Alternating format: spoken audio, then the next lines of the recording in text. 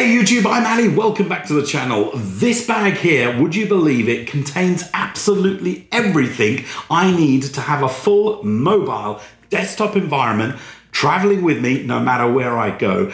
A couple of weeks ago, I built myself a small form factor PC. You can see the video of that up here somewhere. And I've had a couple of weeks to try it out on the road. I've even taken it to a LAN. Today, I'm going to go through all the other components outside of my case and outside of my build to show you exactly what I carry with me and how I've been getting on.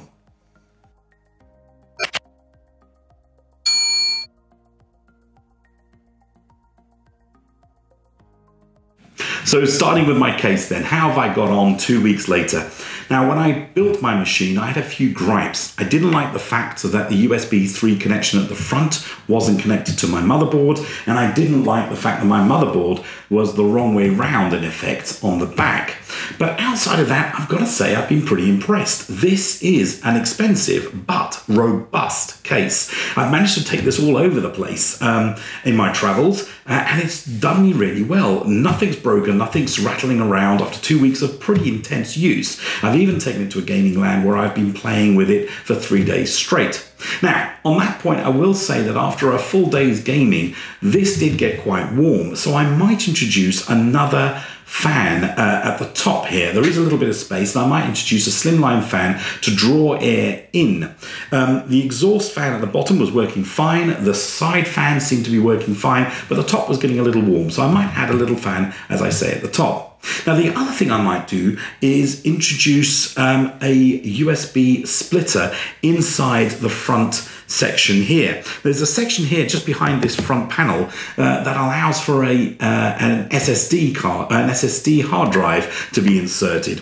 Now, that SSD space I'm going to use instead to house a USB splitter, which is going to connect to my motherboard. Now, why am I doing that? Because my mouse has a USB dongle, and potentially I could get a pair of headphones that also have a USB dongle. Now, rather than connecting them to the back of this device every time I start up, I might take the dongle, fit it inside the case to that USB splitter so that when I switch my mouse on, it automatically connects. Outside of that, though, I've got to say I've been very impressed with this case. On to my mouse selection then, and for that I've gone with the Logitech G Pro Wireless. This is a great bit of kit. It's very, very light to hold, and what I really like about it is that although you can attach a wire and charge through that, you can use it as a wired mouse. I used it as a wireless mouse. This panel here is held on by magnets. You can prise it open with the thumb, and in here is the dongle that you attach to your PC. This is the thing I was talking about putting inside my case into that USB splitter. But if I didn't want to do that, I can house it here and away I go. I played with this way over 24 hours during the LAN. Didn't have to charge it once. Really, really enjoyable, good bit of kit. For keyboard, I went with a relatively unknown company called KeMove. I think they're a Chinese company, and I went for a 66 key Bluetooth keyboard. Now, this took a little bit of getting used to, partly because of its size, but secondly, because of the way that spacebar is split. I sometimes didn't know which one I had to connect to or click in order to function, but actually I got used to it pretty quickly. What I really like about this is that it is a mechanical keyboard. This is a mechanical keyboard. I've got brown switches in here, the equivalent of Cherry brown switches. I think the brand here is Gatron. I don't know if that's a known brand or not, but that's what this is described as. It comes in a box that's which gives you spare keys, spare switches, and an extraction tool in case you want to change any of the keycaps.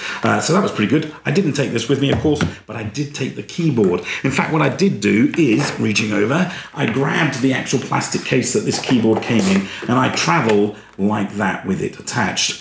Now, in truth, although this is Bluetooth, I actually held this as, I used this as a wired keyboard pretty much throughout my experience, and it served me really well. Really light, which was important, and perfectly functional. Oh, it's also RGB because, you know, why wouldn't you?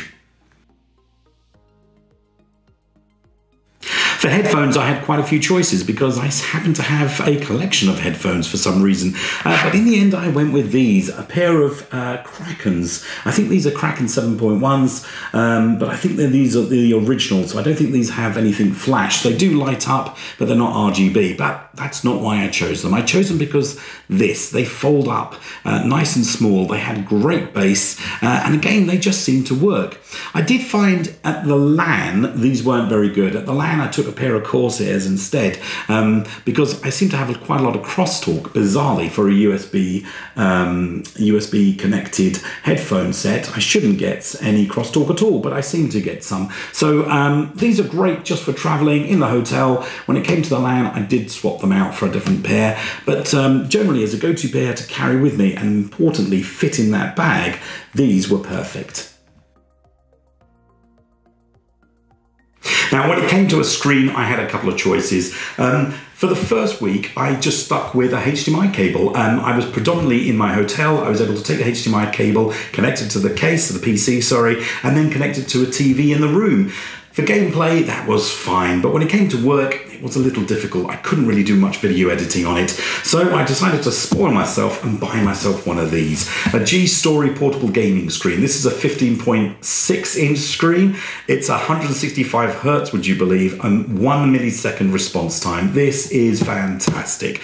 I'm going to put away the box because we're not interested in the box. What we're interested in is looking at the actual screen. This is a little protective cover you get for it. But this, look at this. This is super light, and it has a built-in stand. This thing is awesome, and it fits in that bag, would you believe it? So for close-up work or for gameplay where it's really important for me to get close up and personal, this has been an absolute godsend.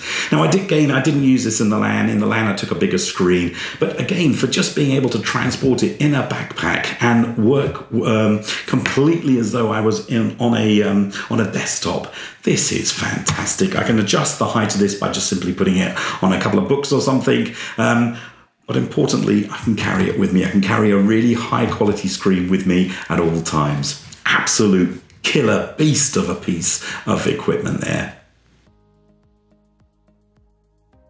Now, this, bizarrely, is probably my favorite bit of kit. This is actually a camera bag, would you believe it? A camera rucksack, built and designed to carry equipment like camera lenses and camera bodies. So it's got plenty of padding. What I really like about this is that the inside is configurable. I really like the fact there are plenty of ways to get into the inside, and I love that it seemed to have pockets and containers that really fitted my mobile desktop build really well. This, for example, is designed to hold a tripod, but for me, I'm using it to hold an extra large mouse mat, and it fits in really well. Spinning it round and opening it up, I can show that you can get to the back really easily,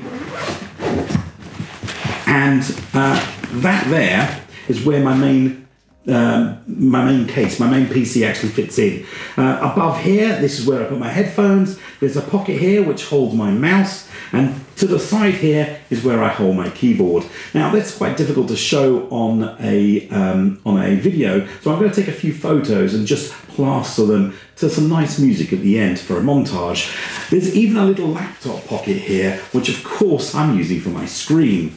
Now at the front, it still looks pretty damn good, I think. In the front, I've got a pocket down here, which holds all my electrical cables, my power cables and such like, and this bit up here opens up to reveal all my connectivity wires. So there's a pocket here for all my connections, my HDMI cable, the power cable, the connection cable, the USB cable connecting my keyboard, for example, fits in there. Again, this is another pocket that allows me access to that top section where the mouse goes and where the headphones go.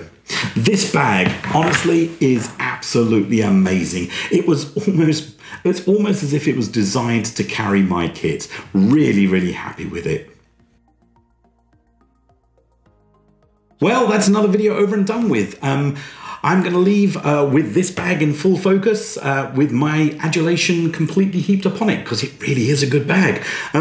If you've enjoyed this video, please consider subscribing to the channel. At least give me a thumbs up or a like on this video. I'd really appreciate it. If you've got anything you want to ask about my kit, about my experiences with it, please drop me a comment. I'll do my best to answer it.